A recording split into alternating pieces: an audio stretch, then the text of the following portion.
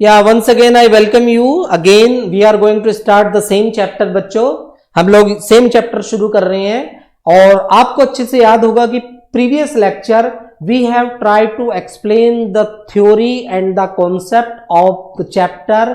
और इस जो नेशनलिज्म इन इंडिया जो हमारा चैप्टर है, इसको समझने के लिए हमने इसके कुछ सेगमेंट को डिस्कस किया था अपने प्रीवियस लेक्चर में। And we try to explain the different stories and different event that create the feeling of political consistence among the peoples of India. Bharat के लोगों में एक राजनीतिक चेतना को जागृत करने में किन किन फैक्टर्स का योगदान था, वो सारे के सारे फैक्टर्स हम लोगों ने 1 to 1 डिस्कस किए थे। Now discuss about the something about the nationalism in India. Nationalism in India की जब हम लोग बात करते हैं, इसका मतलब है भारत में राष्ट्रवाद या नेशनलिज्म की feeling. There are few point are here, I want to discuss with you all the point.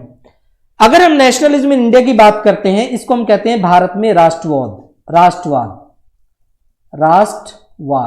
जब राष्ट्रवाद की बात करते हैं ना बच्चों, एवरीथिंग फॉर द नेशन, जीना यहां मरना यहां, नथिंग, मेरा भारत महान, सीधी सी बात है, कुछ भी करता रहे। राष्ट्रवाद की भावना जागृत आ गई तो आपको चाहे कुछ हो ना हो, फिर आप बिल्कुल आंख पे पट्टी बांध लेते हैं। और जब राष्ट्रवाद की भावना जागृत आती है, उसके पीछे एक ही मोटिव होता है कि देश का भला। तो बात करते हैं क्या क्या पॉइंट है। How did nationalism emerge in Asia and Africa. किस तरीके से एशिया और अफ्रीका में राष्ट्रवाद की भावना जागृत हुई और इसके पीछे क्या क्या कारण थे। थोड़ा सा यहां पर हम अपार्थीड की स्टोरी को भी डिस्कस करेंगे, जिसका कनेक्शन मोहनदास करमचंद गांधी से है। और बेसिकली ये it is related to the discriminations on the basis of colour. रंग के आधार पर जो भेदभाव की भावना है, वो बेसिकली अफ्रीका के कुछ एरियाज में थी, वो एक फैक्टर था वहां पर। The nationalist movement in Asia and Africa emerge as a opposition to the imperialism.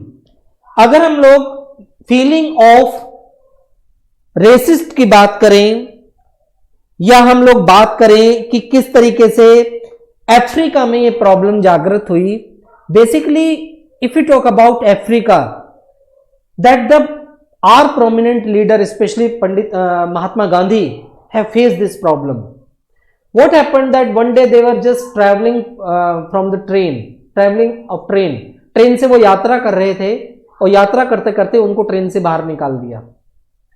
उनका निकालने के पीछे कारण ये था क्योंकि वो काले रंग के थे और उस समय गोरों और कालों का मतभेद बड़ा चल रहा था अफ्रीका के अंदर। उसी समय महात्मा गांधी ने कसम खाई थी कि तुमने मुझे ट्रेन से बाहर निकाला है, मैं तुम्हें अपने देश से बाहर निकालूंगा। This was the first dialogue. और यहीं से महात्मा गांधी की वो यात्रा शुरू होती है जो 1948 में खत्म होती है, 1948 में खत्म होती है महात्मा गांधी की डेथ के बाद। लेकिन उससे पहले वो देश को एक स्वर्णिम आजादी देकर जाते हैं जो 1947 में मिली। 15 अगस्त 1947 को आधी रात को मिली। And the credit goes to Mahatma Gandhi as well as some other leader. People of Indian began to discover their unity to process of their struggle. Basically बहुत सारे पॉइंट हैं जो हम लोगों ने बात किया पिछले लेक्चर में और अभी भी हम लोग बात कर रहे हैं कि किस तरीके से एक नेशनलिज्म की भावना जागी। The sense of operation under the colonial power, यानी कि हम लोग कॉलोनियल पावर में थे, किस तरीके से हमारे अंदर विद्रोह की भावना जागी, ये एक राष्ट्रवाद का मुख्य मुद्दा है। अगर कोई व्यक्ति आपको दबा रहा है, उसके बावजूद भी आप एक स्टैंड में खड़े हो जाते हैं और उनके खिलाफ आवाज को बुलंद करते हैं, this is the big steps. I would like to consider this is a big steps. मैं इसको एक बहुत बड़ा स्टेप समझने की कोशिश करूंगा। तो थोड़ा सा इसको हम लोग देखते हैं कि व्हाट हैपेंड, बेसिकली हुआ क्या। Growth of nationalism in India associated with the anti colonial movement. Anti colonial movement means India was under the colonial rule and the British East India company was the एक तरीके से the successor. हमारे जो leader थे उस समय, हमारे देश के ऊपर जो शासन चल रहा था वो अंग्रेजों का शासन था। And because of the anti colonial rule there are so many events are happen in India that give the speed to the nationalism in India, जिसने भारत में नेशनलिज्म की भावना को जागृत करने की एक स्पीड देने की कोशिश की। The Congress under the leadership of Mahatma Gandhi made the Indian national movement, उन्होंने इंडियन नेशनल मूवमेंट चलाए। इंडियन नेशनल मूवमेंट चलाने के साथ साथ बहुत सारे मास मूवमेंट चलाए। मास मूवमेंट चलाने के साथ साथ they try to just unite the people under one roof, एक छत के नीचे लाने का प्रयास किया, और एक छत के नीचे लाकर against the British, against the colonial rule, they just stand against the British East India company, अंग्रेजों के खिलाफ वो खड़े हुए, और अंग्रेजों के खिलाफ खड़े होकर के तमाम तरीके की ऐसी चीजें थी सॉरी, जिसकी वजह से भारत में राष्ट्रवाद की भावना जागृत हुई। थोड़ा सा मैं यहां कुछ पॉइंट आप लोगों के साथ डिस्कस करना चाहूंगा। आपको अगर याद होगा, पिछले लेक्चर में मैंने आपको बताया था कि 1885 this was the year we can say the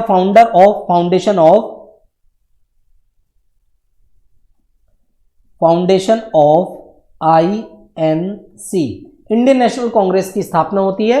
end Indian National Congress की स्थापना होने के साथ साथ एक अफ्रीका में भी एक प्रॉब्लम आती थी जिसका नाम था apartheid, means the people are discriminated on the basis of colour, colour के आधार पर लोगों के साथ भेदभाव किया जाता था, और उसी कलर के भेदभाव के शिकार हुए हमारे देश के राष्ट्रपिता, जिसको हम बापू कहते हैं, मोहनदास करमचंद गांधी।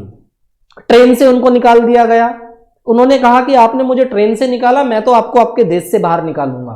कुल मिलाकर यह हुआ कि 1905 M.K. Gandhi arrived in India, Bharat में वो महात्मा गांधी 1905 में भारत में आए, और 1905 में भारत में आने के बाद जो भारत के लोग एक पार्टी का गठन कर चुके थे और कहीं ना कहीं यूनाइट होने का प्रयास कर रहे थे, उस यूनाइट को एक बल देने का जो प्रयास किया वो मोहनदास करमचंद गांधी ने किया। So what was the anti colonial rule के खिलाफ एक लोगों को बूस्ट करने का जो कार्य किया वो मोहनदास करमचंद गांधी ने किया। उसी समय पूरे वर्ल्ड के अंदर अगर हम वर्ल्ड की बात करें तो एक टेंशन थी। टेंशन ये थी कि most of the countries were anti colonial rule, तमाम ऐसे देश थे जो कॉलोनियल रूल के अंडर में थे। एंड उसी समय एक घटना होती है जिसको हम लोग कहते हैं वर्ल्ड वॉर, और इस वर्ल्ड वॉर को मैं कहूंगा फर्स्ट वर्ल्ड वॉर, जिसको कहते हैं प्रथम विश्व युद्ध। और ये जो प्रथम विश्व युद्ध था ये 1914 टू 1918, 1914 से 1918 के बीच में प्रथम विश्व युद्ध चला। जब देश में विश्व युद्ध चला, आप कई बच्चे पूछते हैं कि सर विश्व युद्ध क्या होता है? अरे विश्व युद्ध ये होता है कि जिसमें विश्व के तमाम कंट्रीज पार्टिसिपेट करते हैं। और उन्होंने कहा कि सर हम किससे लड़े थे? अरे हम बॉर्डर पे लड़ने नहीं गए थे, हम लोग अंग्रेजों के खिलाफ अपने देश में ही लड़े थे। और अंग्रेजों के खिलाफ लड़ने में लोगों को पॉलिटिकल कंससनेस को क्रिएट करने में, लोगों में सोशल कंससनेस को क्रिएट करने में जो सबसे ज्यादा महत्वपूर्ण भूमिका निभाई वो मोहनदास करमचंद गांधी ने थी। इसी पीरियड में बेसिकली उन्होंने 3 मुख्य आंदोलन शुरू किए। मैं उन आंदोलन का जिक्र करना चाहूंगा, उसके बाद में फर्स्ट वर्ल्ड वॉर पे आना चाहूंगा, क्योंकि उन आंदोलनों का अपना एक विशेष महत्व है। वो आंदोलन महात्मा गांधी के प्रथम आंदोलनों में से एक थे, फर्स्ट मूवमेंट में से एक थे, जिन्होंने भारत के अलग अलग क्षेत्रों में लोगों के मन में एक ऐसी जागृति पैदा की कि Mahatma Gandhi is only person that can sort out our problem. ऐसा भी एक सामाजिक चेतना लोगों के मन में जागी।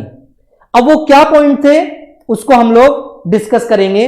अगर हम महात्मा गांधी की बात करें 1905 में आते हैं। 1905 में आने के बाद उसी समय चंपारण एक जगह है बिहार में, वहां बड़ी प्रॉब्लम चल रही थी।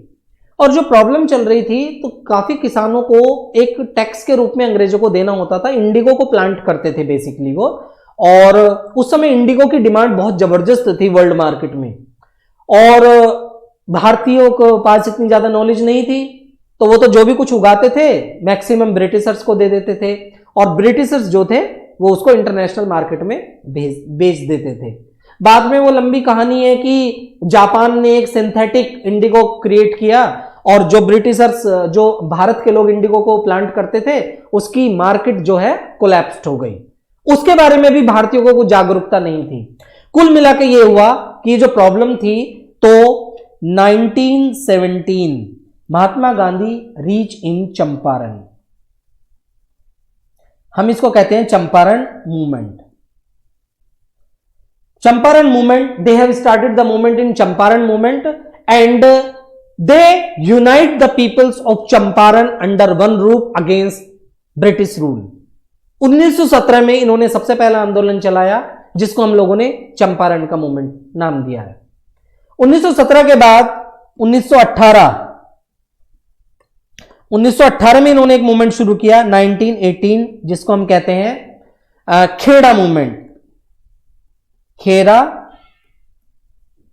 मूवमेंट, ये खेड़ा मूवमेंट भी just started by the farmers of India against the unjustice. Kheda is a district of Gujarat, ये गुजरात में मुख्य पड़ता है और गुजरात में खेड़ा डिस्ट्रिक्ट के किसानों ने अंग्रेजों के खिलाफ आंदोलन शुरू किया और उस आंदोलन को कैरी किया और आगे फॉरवर्ड किया, वो थे महात्मा गांधी। उसके बाद 1919 there is another movement which is known as Ahmedabad movement, which is started by Mahatma Gandhi. So these were the three movements which were started by Mahatma Gandhi after arriving in India. Number 1 Champaran movement, number 2 Kheda movement, and number 3 Ahmedabad movement.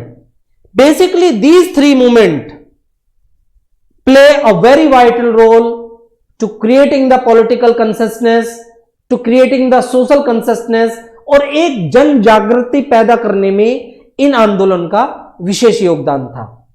इसी आंदोलन की वजह से अंग्रेज पूरी तरीके से घबरा गए और घबराने के बाद उन्होंने कुछ स्टेप्स उठाए जो हमारे फर्दर लेक्चर में आएंगे।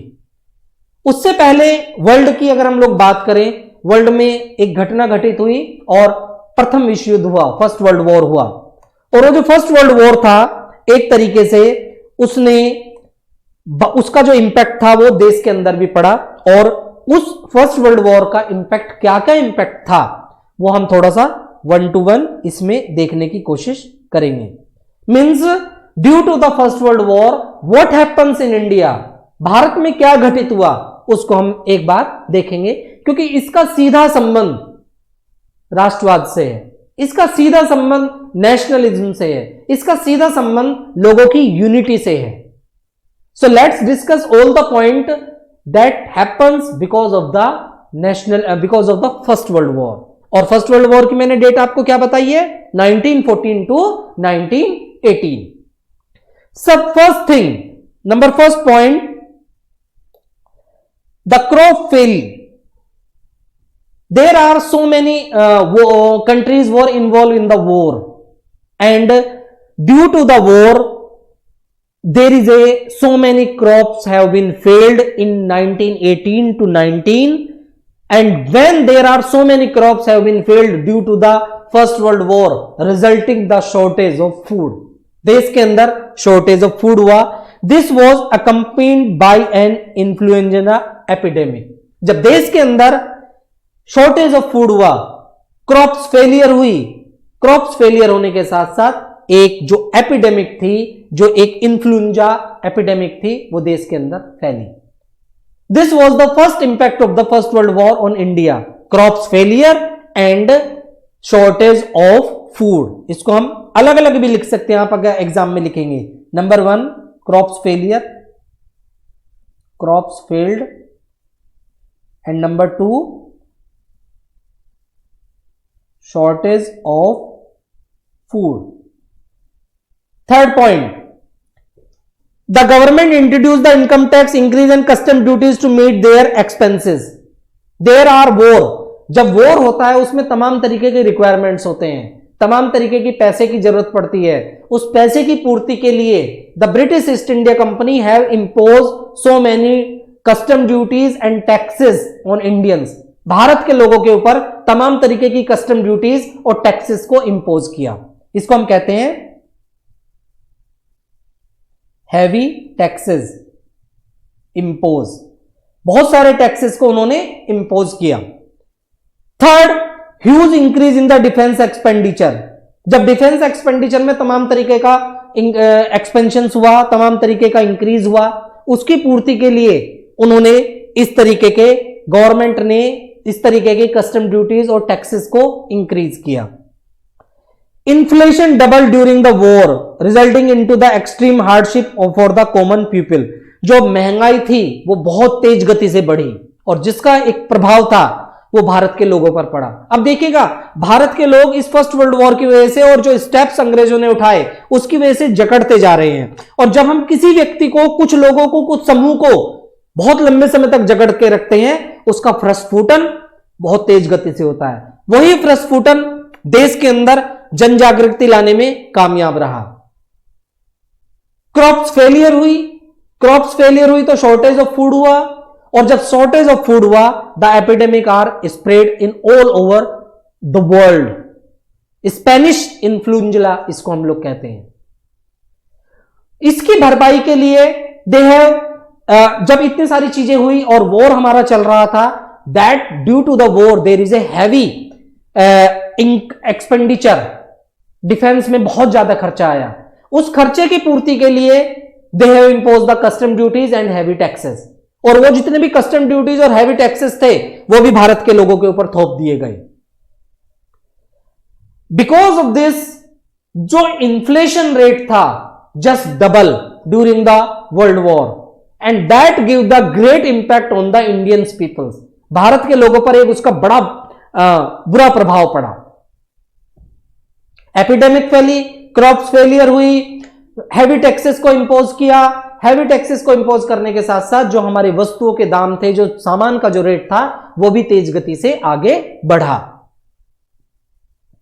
Village were called upon supply soldier and the force recruitment. इसके अलावा एक और कॉन्सेप्ट था, जब ये सारी चीजें एक्सपेंडिचर हो रहा था, क्रॉप्स फेलियर हो गए, तमाम तरीके की चीजें, आपने बचपन में सुना होगा यार पहला जमाना बहुत बढ़िया था। क्यों था भाई पहला जमाना अच्छा? क्योंकि नौकरी घर से बुला बुला के देते थे। अरे भाई नौकरी घर से बुला बुला के इसलिए देते थे क्योंकि वो फोर्स रिक्रूटमेंट का कॉन्सेप्ट था। फोर्स रिक्रूटमेंट मींस लोगों को जबरदस्ती फौज में भर्ती होने के लिए कहा जाता था, to supply the soldier during the war. During the war supply soldiers करने के लिए उन्होंने ये काम किया। तो कुल मिलाकर this was the great impact of the first world war on the peoples of India in the forms of heavy taxes, in the forms of epidemic spread, in the forms of Spanish influenza, in the forms of forced recruitment. This was the impact of the first world war on the peoples of India. Bharat के लोगों पर इस first world war का ये जितने भी point हैं आपके सामने मैंने डिस्कस किए हैं, ये सबसे ज्यादा आपसे आते हैं। तो अगर हम